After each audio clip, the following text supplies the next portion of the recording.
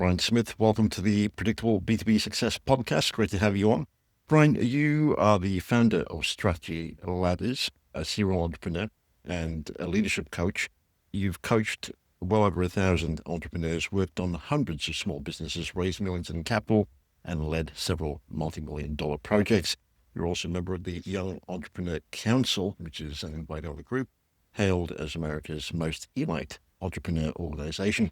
I'm curious, you've had quite a journey, as I understand it, but perhaps could you give us perhaps a shorter version of your trajectory or journey into creating strategy ladders and the issue that you were trying to solve as a result of that? Absolutely. I feel like for me, entrepreneurship was somewhat inevitable. Ever since I was young, I grew up on a small island in Florida, started washing boats, but then I did what a lot of kids do in high school, and I worked in a fast food restaurant. And I learned very quickly that wasn't the path that I wanted to take. And so I went through university and I got a master's in finance, and I initially went into investment banking. From there, I spent about 14 years growing multiple different businesses, everything from commercial real estate to, along with commercial real estate development, brokerage, coffee shops, agencies, even a group called the Founders Organization. It still is in existence, but since COVID, things have tailed off. But we had about 1,500 founders, all doing over $2 million in revenue throughout North America. And when COVID hit, I'd been doing consulting, and the vast majority of my consulting clients were in the experiential marketing space, in-person events. And by April 1st, 2020, we had shut down almost all of those businesses as COVID was really rolling through the United States. And for the first about 9 months, almost a year after COVID started, I was doing just various consulting projects, helped with a sale of a business, and started an agency that grew to about $1 million in revenue in about 9 months. But I took an exit from that agency and I assessed what was the path that I wanted to take. And I've done a lot of coaching and consulting with entrepreneurs over the years, and I decided to focus on B2B services. And one of the reasons for B2B services is, if you look at B2B services, every B2B services company grows in just about the same way. And there's only about a dozen different variables that you can really influence when it comes to B2B services. And so because of that, I decided to focus there and build this organization around agencies and B2B service companies. Because when you focus on those types of organizations, there's a lot of repeatability, and it allowed us to really have a large impact very quickly and then scale the organization around supporting these types of organizations. So really, while it's a space that I know well, it was also one of those where it was a strategic decision because, put it bluntly, they're some of the easiest businesses. Interesting point, and I'm sure listeners will be curious as to your take on that. B2B services and the ability to scale is certainly a problem. Research would indicate that 70% of B2B companies struggle with operational scalability, especially when reaching the 2.5 to 20 million revenue range. That's also say that only 4% of businesses ever reach the 1 million mark in revenue, with even fewer successfully scaling beyond that. And to just throw another stat in there, 95% of B2B organizations cite operational inefficiencies as a major growth barrier. So that seems to be quite a sizable problem that you're attempting to solve for. And I'd love to dive into that and unpack that a bit. But I'm also curious, given your journey to date, what would you say is your personal area of strength? So there's a lot to unpack there. I'll answer the last question first. My personal area of strength is I have worked with well over 1,000 founders. In fact, I've probably worked with possibly double that number in total. And working with founders is actually probably my greatest strength, helping them overcome the mental and emotional challenges that they face in business. The other side of what I see as some of my personal strength is understanding how to build and position offers. And if you think about a B2B service business, your offer is your business. Okay. And so taking that and then also simplifying strategy. There's a lot of different strategic approaches out there. Probably one of the most known is EOS. And most people know it through the book Traction. That book was written, that concept behind EOS was invented in the early 2000s. And actually the book, which has been largely unchanged, was published the year before the first iPhone was. And that approach is woefully antiquated. And what you'll see is today, people that do adopt that type of strategy or that type of operating system within their business, what they're actually doing is hamstringing themselves, and they're unable to grow at the speed that a lot of their competitors are. And so being able to simplify strategy and help founders focus on what's important. And if I simplify that down, that is making high quality decisions as quickly as possible. And that is ultimately what helps these businesses grow quickly. What we excel at Strategy Ladders is helping founders of B2B service companies grow a business that ultimately no longer depends on that. We measure our success in the number of founders that we free, and we define that as founders that we free from operations, management, and sales of their business. And once we do that, if you're familiar, there's less than 1% of these businesses ever reach $10 million, and only about 1 of 18 that are listed for sale actually sell. And what we're able to do is actually position these businesses in a way where they are either able to sell, they're able to move into an acquisition mode, or they're able to do some other sort of variable of that. A lot of our clients just choose to take private equity investment or other investment, just to take some money off the table and continue to run it more in the chairman of the board capacity. Very interesting. And correct me if I'm wrong here, but I'm hearing that the founder or the business owner would really be the choke point or the bottleneck, if I can put it that way, within most businesses. Would that be correct? Without a doubt, 100%. We take a unique approach to business. We teach all of our clients that business is merely a vehicle for personal growth. And until you take that mindset, you're really not going to be able to grow your business. A lot of what we're looking at when we're building businesses and working with our clients is, who does the founder need to become in order to get the business to the next level? And so oftentimes we call this a filter in entrepreneurship. So we'll see various filters. One is not knowing how to hire correctly, not knowing how to manage. There's even earlier filters. You cannot build a business if you're not at least proficient, if not excelling at sales, management, and finance. People who refuse to engage in those areas of business, they don't make it through those filters. There's even mindset filters. Every single one of us has a screw it, I'm going to burn the business down moment. Some of us have those quite often. We've had clients that are close to 9 figures that have those moments. And some people don't make it through those mental challenges. All of these are filters, and every single one of them has to do with ultimately the founder. With this idea of helping founders of businesses think differently, I'm assuming there's not just a mind shift change, there's a heart change as well. I'm curious, how do you help them navigate that journey? So a lot of it has to do with, there's several ways that we do it. First is being there side by side with the founder and helping them, again, make better informed decisions more quickly. The way that we operate is quite different than most other consulting groups. First thing that we do is we partner every founder that comes to us with a strategy advisor who themselves has scaled and exited an 8-figure B2B business. And in doing so, what we're able to do is create a situation where they're developing a strong bond with someone who they're often described as somewhere between a strategic advisor and a co-founder. So it's somebody who actually not only understands the strategy and tactics, but again, that mental and emotional side of it. Because I'll give an example of something that we run into a lot. It's something that we call the security blanket hire.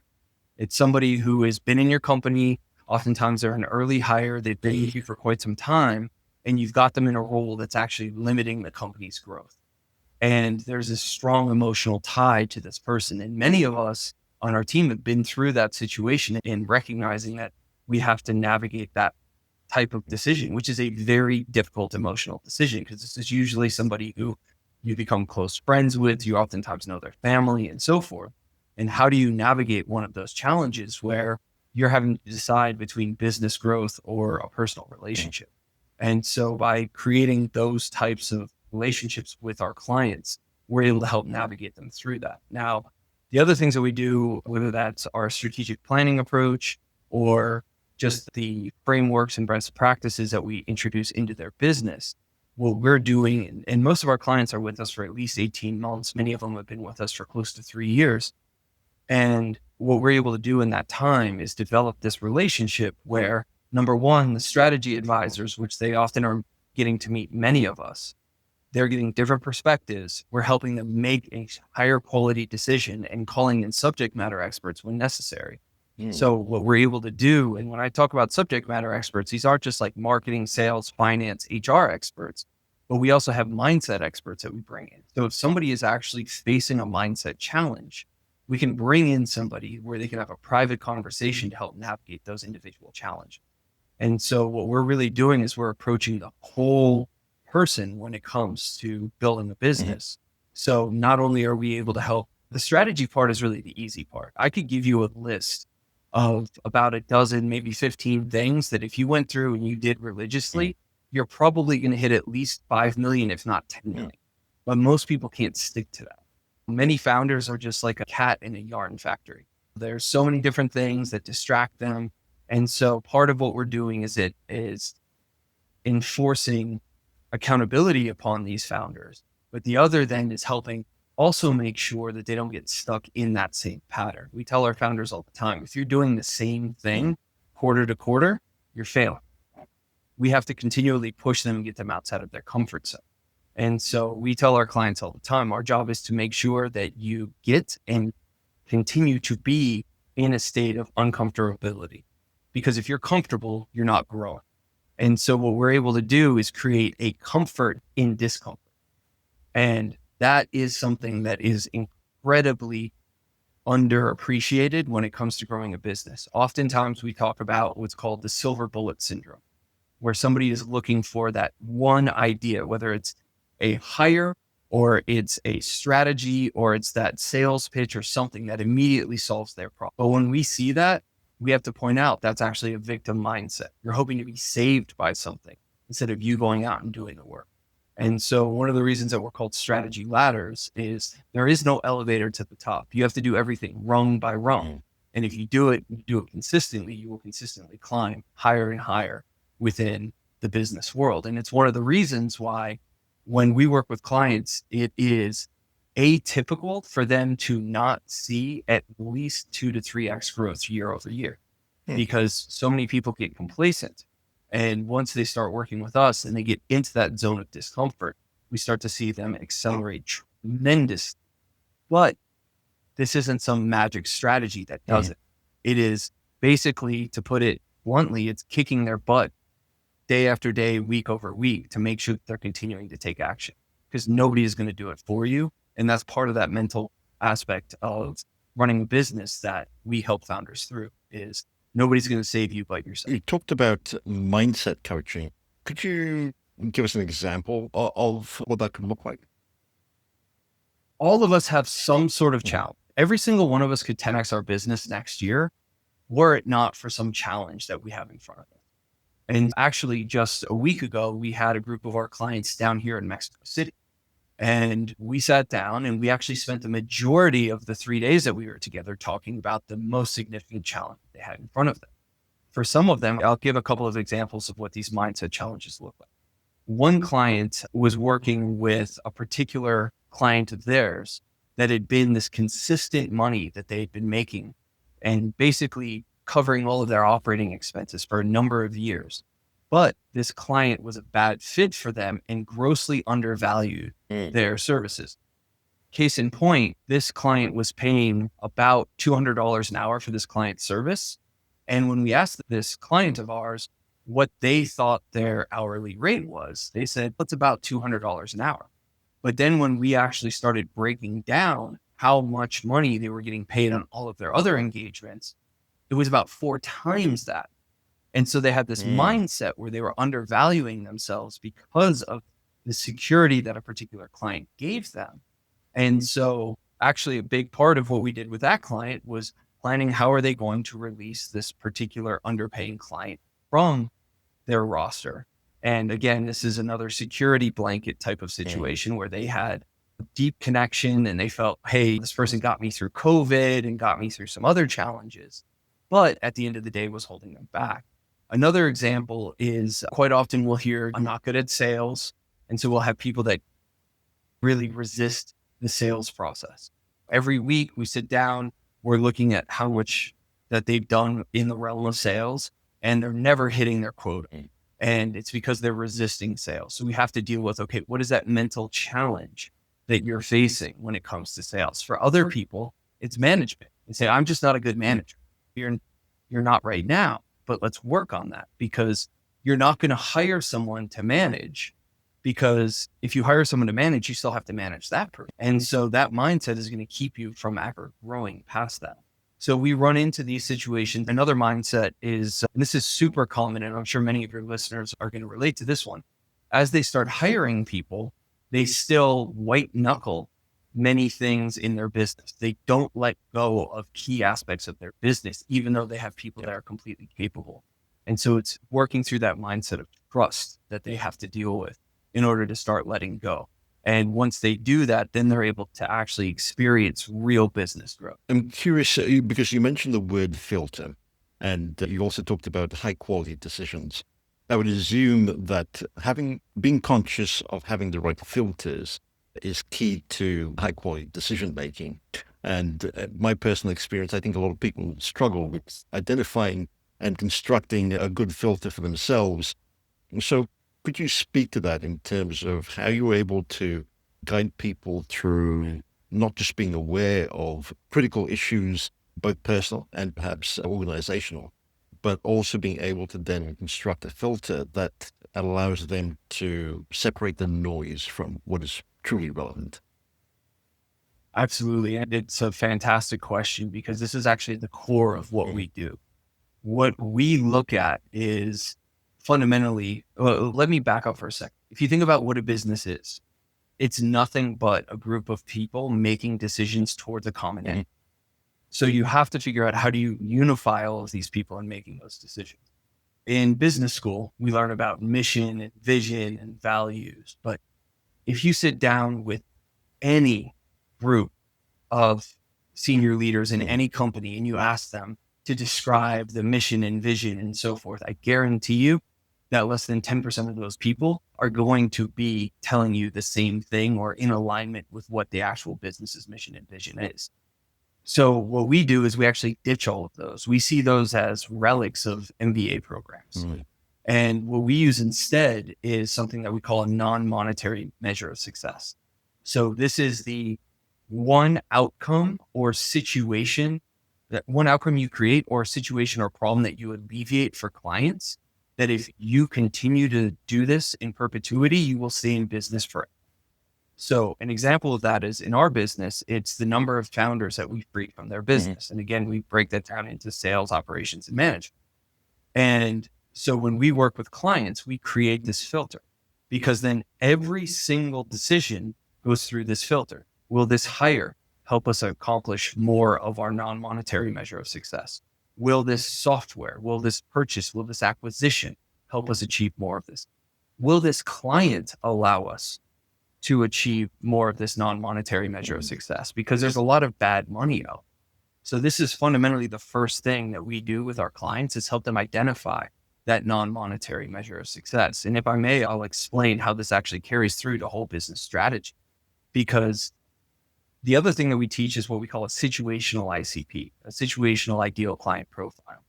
So that is, instead of focusing on the firmographics or demographics, we're looking at the situation or problem you could alleviate for a client.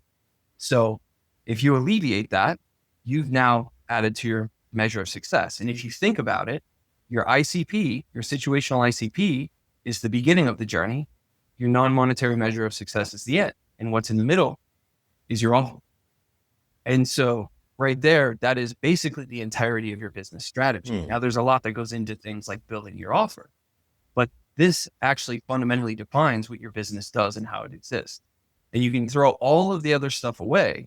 And if you can simplify it down to starting point, which is ICP, the end point, which is non-monetary measure of success, and then learn how to build that offer. And remember, your offer is your business in a service business. That's your business strategy. With this idea of an offer, how would you go about refining it and addressing it to a particular potential client situation? Because it sounds to me as though you're very much advocating for a non-scalable approach in order to speak to your potential clients. I would challenge that it's actually far more scalable when you approach it this way.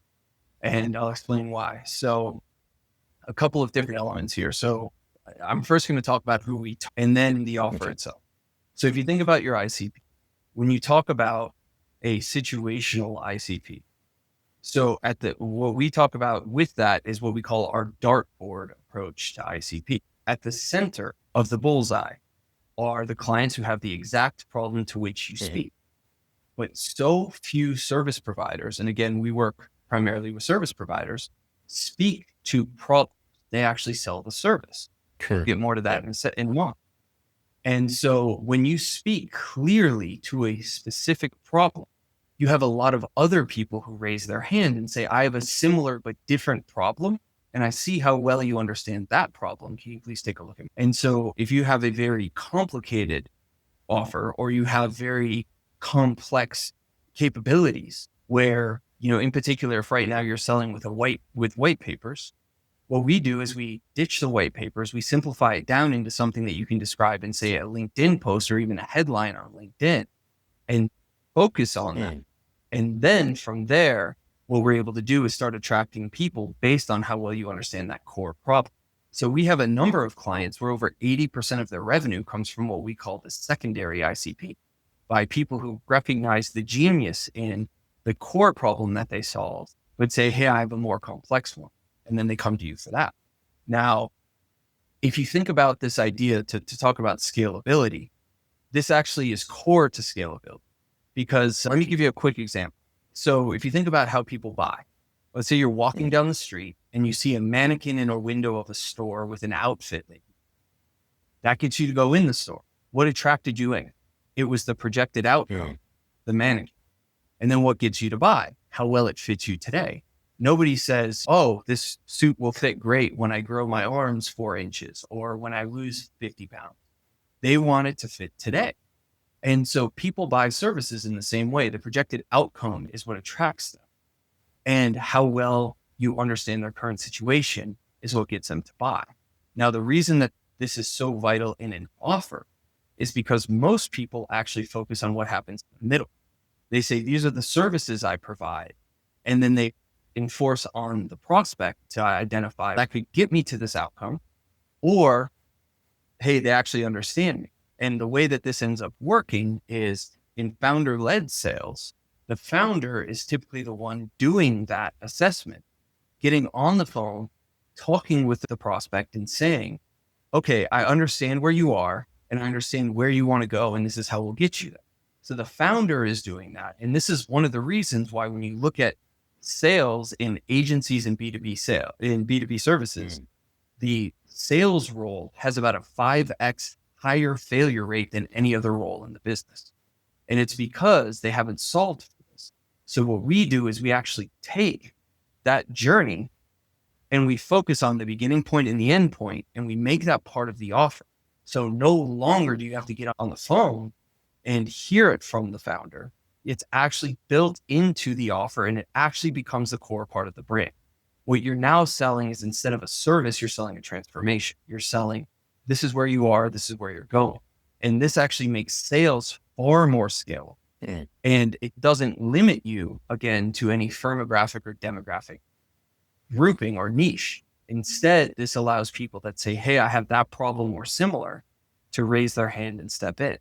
And the other thing I'll add here is when you focus on that non-monetary measure of success, it actually makes your business far more scalable. Because when you say, for instance, like in our business, we started out with, our goal is to free founders from their business, B2B service providers in particular. We started out with consulting. We then realized, hey, there's a huge need for particular types of B2B marketing that we cannot get adequately fulfilled by any of the agencies we've been referring out to. So I acquired an agency and repositioned it.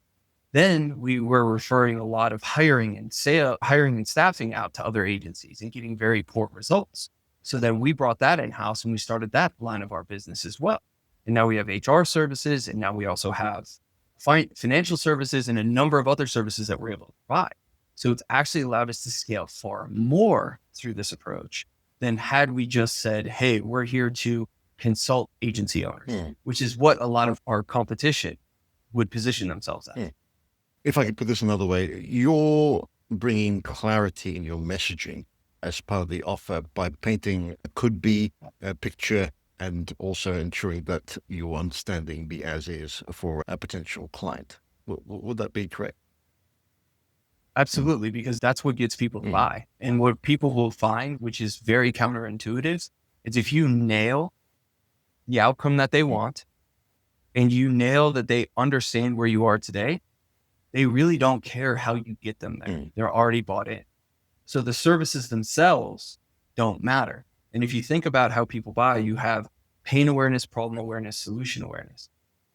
When you're selling services, you're selling to the solution aware, and your competition is 1,000 times greater because they're not just looking at other service providers. They're looking at doing it in-house. They're looking at books. They're looking at trainings. They're looking at a wide array of other things. But when you start looking at problem awareness and then start to speak to that particular flavor of pain that they may be having, now you're able to catch them much earlier and take that pain awareness, make them problem aware, and then you become the solution to provide the solution for them. So if you're really trying to build a long-term business, there really is no other way to position yourself as a service business. Brilliant. That's a very useful perspective and certainly helps with sales and marketing as well.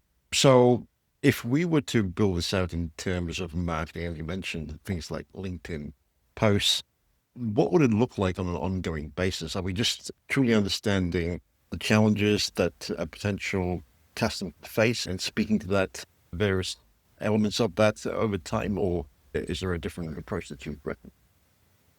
So that is part of it. And when you think about how people buy, they buy when they feel stuck. B2B services are bought when people feel stuck. So number one, you have to be in front of people consistently.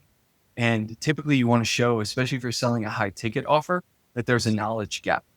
And if I break this down, we take nearly every founder. If a founder is still engaged in founder-led sales, and we've done this everywhere from $200,000 a year businesses up to $30 million a year businesses, the founder is still leading the sales.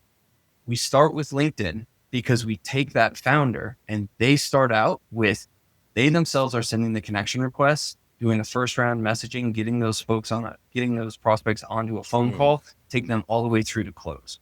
Because too often people want to outsource that. And if you outsource that, you have to think about what that is. You are outsourcing the identification of your ICP as well as your core messaging and USP to someone else. And usually, as we know, the people that you hire to do that work on LinkedIn generally are not the highest paid. They're not the most business minded. And so we first put them there so they know exactly who they're speaking to, what they're saying to them, and help them develop that messaging. Then from there, in today's world, what we're looking for is there's this old idea of you want to lead with value. That's not how we work at all. Instead, you want to first build rapport, but you lead with authority. You want to position yourself as an authority within the space. So when somebody goes to your profile or to your website and they see you are an authority in solving a particular problem, then they are much more likely to respond to you. Now, there's one other element in ICP that I think is really important that we identify here.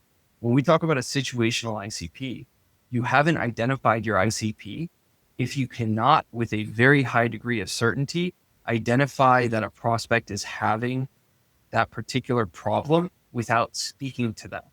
So if you cannot identify externally that they're having that problem, then you haven't actually identified your ICP. So this requires really understanding your prospect. What do they look like on LinkedIn? What tools are they using on their website?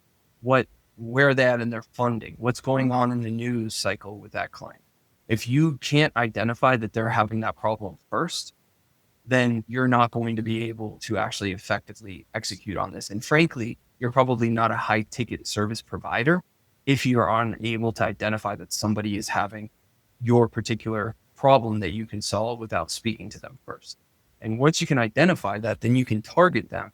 And one of the ways that we do that is particularly whether this is LinkedIn, whether this is, we have clients that use Instagram, we have clients that use Twitter, we have clients that use cold email, we have clients that use direct mail or direct cold dial.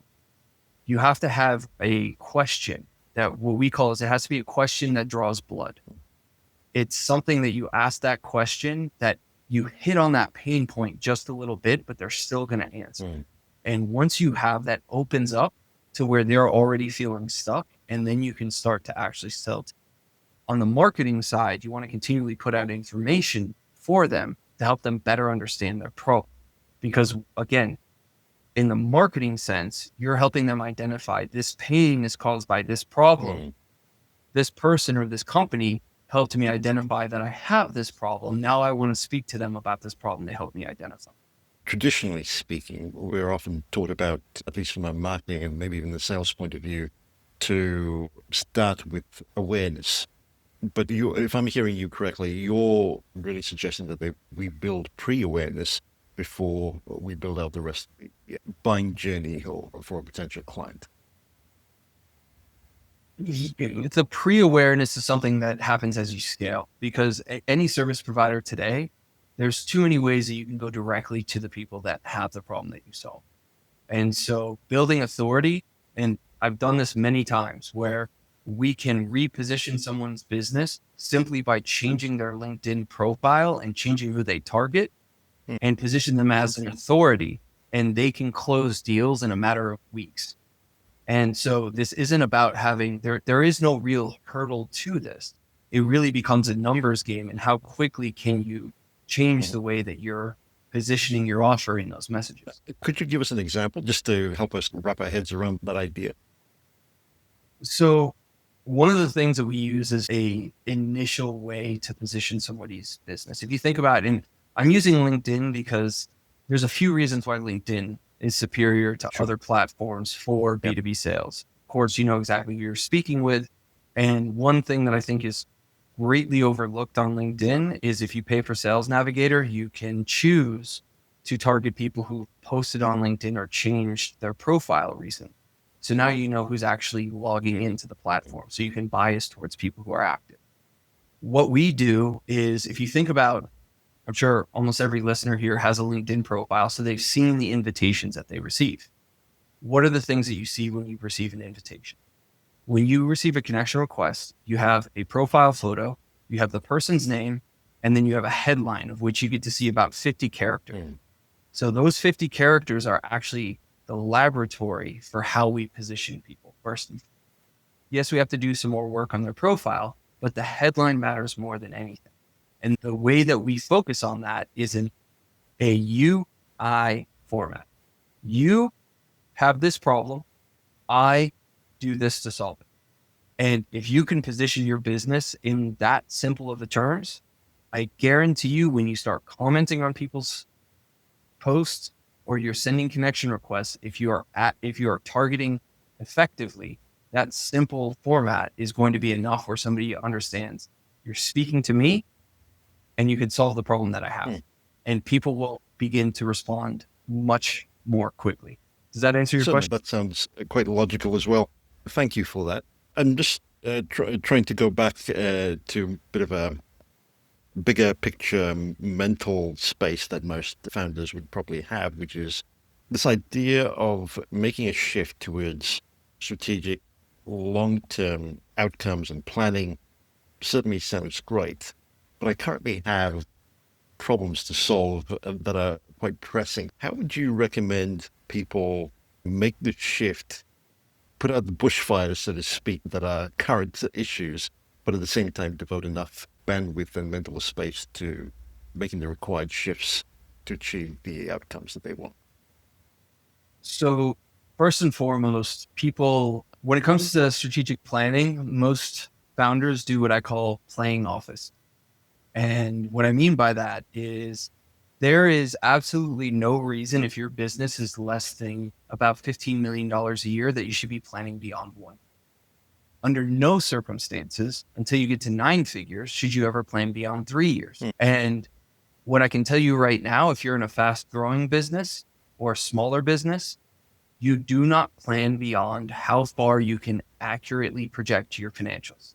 So for many listeners, that's only going to be 1 to 3 months. So if you're planning beyond that, you're wasting your time. If your business can be dramatically influenced by the gain or loss of a single client, then you don't have any business actually doing much strategic planning. You do one thing and one thing only. You sell. You sell through every single problem. This single thing, if listeners take nothing else from this, if they know you sell through every single problem, no matter what, that will solve 95% of your business challenge. Because too often what we see is, here's the very common one. I'm selling, but I have to stop selling because I have a capacity issue or a fulfillment issue. No. What you've done is you've made a fulfillment problem a sales problem. So now you're going to have a sales issue in the future because you stopped to focus on the capacity issue. So what you have to learn to do is solve these things simultaneously. And most issues are typically solved by simple math. I know if I sell 5 more clients, I then have to hire a new account manager. When I get to 6 account managers, I will have enough free cash flow to be able to afford to hire my operations manager. It's very simple math. When people try to go beyond that and start looking at all of these other elements, they end up getting distracted. And frankly, it's why so many people then go out and start looking for money, because they haven't solved the core challenge, which is how do they sell consistently and create that pipeline. So they look for money as a way to gloss that over instead of just going out and doing the work.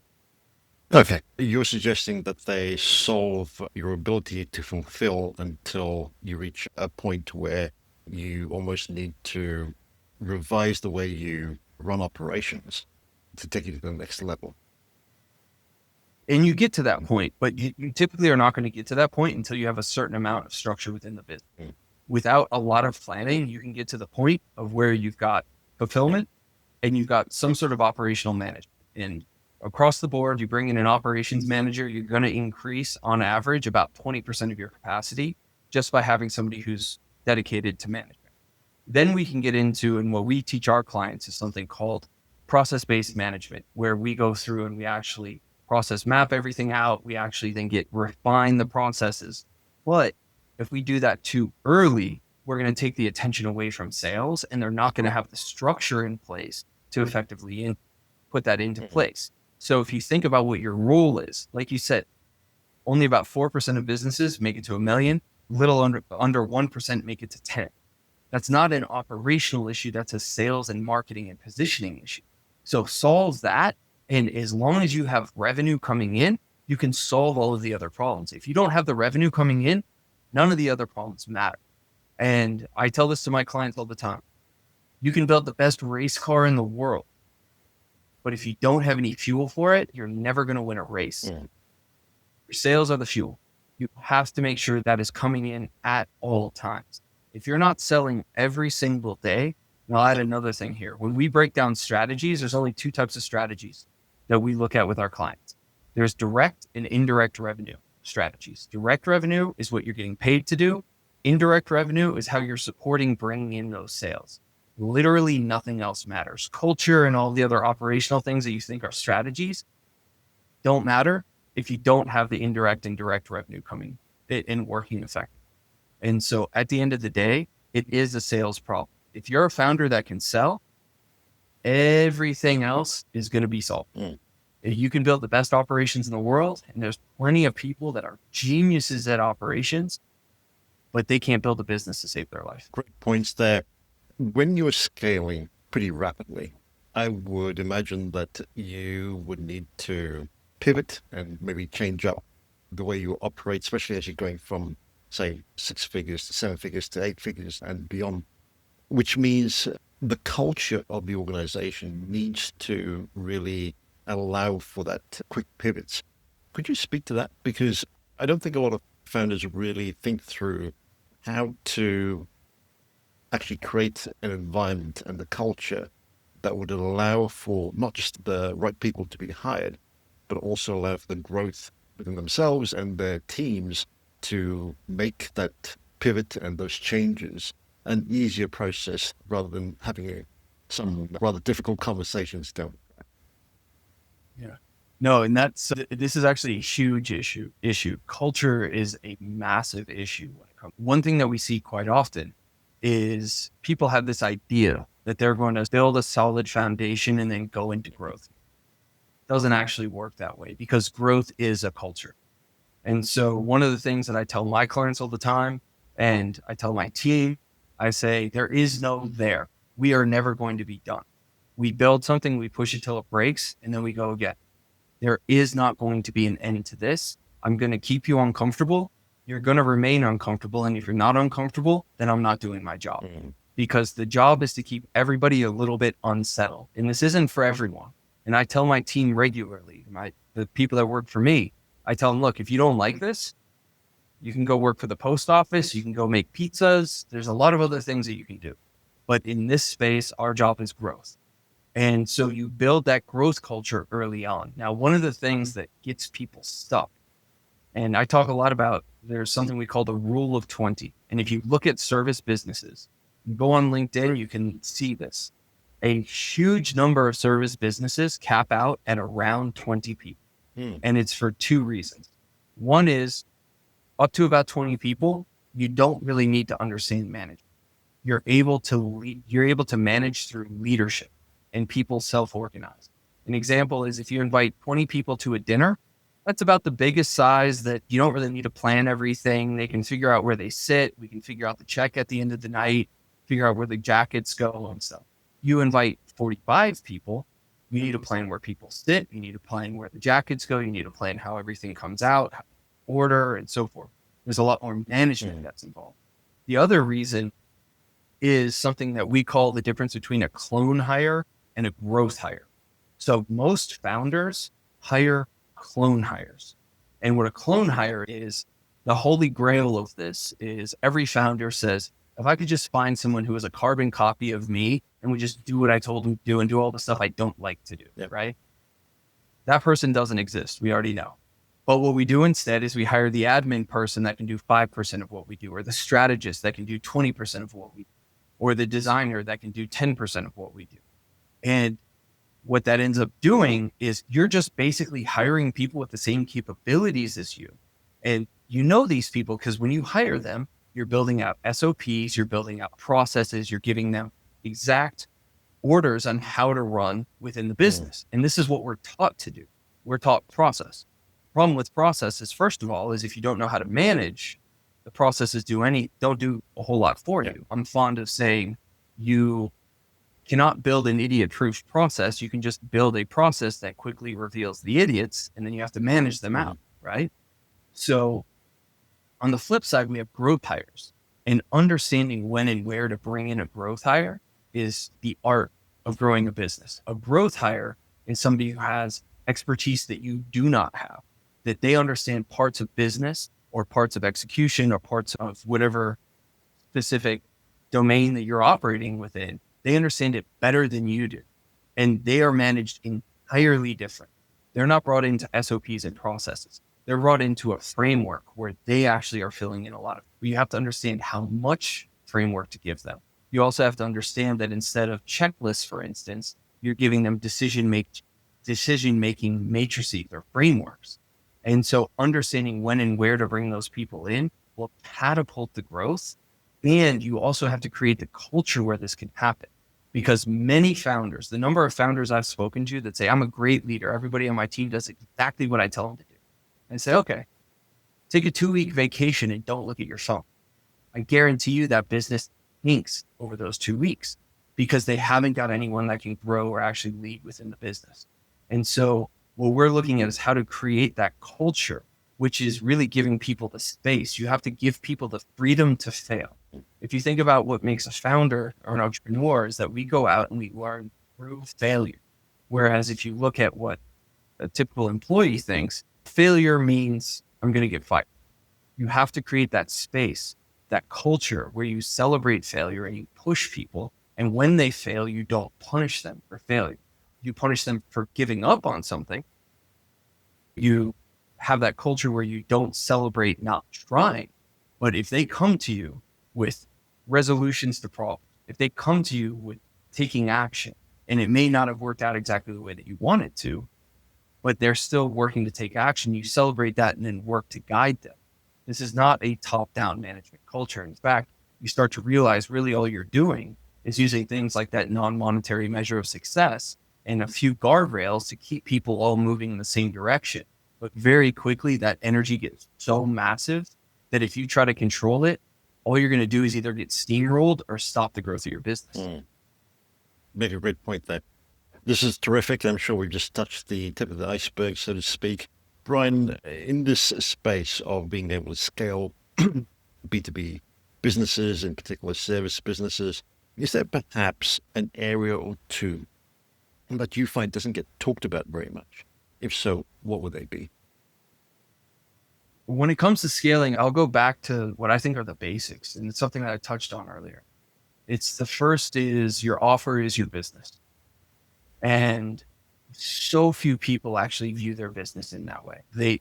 And when you think of your offer is your business, your offer also is your brand. If you do not have a well-defined offer, you have a poorly defined brand and you're going to have a hard time selling. The other thing that ends up happening with that is if you're the only one that can sell and part of what you're selling is yourself, you actually don't have a business because your offer is you. And so there are businesses that are doing $20 million. In fact, we have one client who came to us doing $53 million a year and was unable to sell his business because his business was entirely dependent on him, the operations, sales, and everything. And so as he's looking at, hey, I've got this massive asset that I'm trying to exit, and he took it and tried to sell it, he wasn't able to get any legitimate offers. And so offer at the core of what you're doing. If you don't focus on offer, you're not focusing on your business. And so all of the other stuff is ancillary, and it just comes down to offer and how you position your business, because when you nail that, everything becomes easy. And I guess the other part of the offer is really understanding your customers on an ongoing basis. Would that be correct? Because I remember you were speaking about actually speaking to your clients in order to understand their situations. Yeah, to that end, if you think about a business, as soon as the business stagnates, business begins to die. And so if your offer is your business, your offer is never stagnant either. You have to continue to learn how to iterate and evolve your offer to grow within the market. And again, we have this idea that we're going to get there. Like I'm going to get that offer. People go out and hire consultants just to build their offer. And then, okay, I've got my offer. I'm going to take it. Within 6 months, that offer's stale. And you're going to have to iterate it and continue to evolve that offer. And that's the thing that I think people get very hung up on is you have to realize that every day, every week, in fact, within our business, once a week, we're coming back and we're talking about what's working, what's not, what do we need to consider changing, because the business moves too quickly. If you think about things changing within your business, even something as simple as introducing an SDR or introducing a BDR or a closer within your business necessitates changing your offer. And people don't recognize it because if you change your business, you change your offer. If you change your offer, you change your business. Brian, if listeners are curious, want to find out more or connect with you, where would you recommend they head to? You can check us out at strategyladders.com. We also have our podcast, Strategy Ladders, which they can check out. And you can also find me on LinkedIn. I think I may be the only S. Brian Smith on LinkedIn. That's SBRIAN Smith. And I'm posting almost every day, a lot of content very specific to $2 million to $25 million a year B2B service businesses. Brilliant. We'll include links to that in the show notes. Brian, you've given us lots to think about. Thank you so much for coming on. Awesome. Thank you so much.